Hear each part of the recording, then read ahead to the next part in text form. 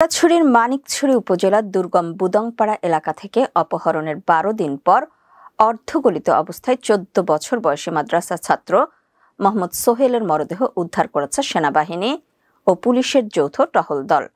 ১৬ জুলাই বুধবার সন্ধ্যায় বাটনাতলী ইউনিয়নের ছদুরখিল ওয়ার্ডের একটি পাহাড়ি ছড়ায় বাঁধা অবস্থায় তার মরদেহ পাওয়া যায়।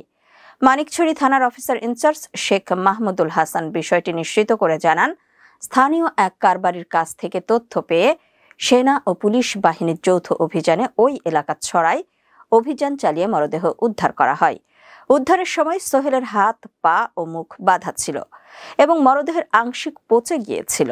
নিহত সোহেল ছদুরখিল এলাকার আব্দুল জলিল ও রাবে আক্তার দম্পতির একমাত্র ছেলে। স্থানীয় শাহানশাহ হক ভান্ডারী সুন্নিয়া দাখিল মাদ্রাসার ৭ম শ্রেণীর শিক্ষার্থী ছিল সোহেল। পুলিশ ও স্থানীয় সূত্রে জানা যায়, গত ৪ জুলাই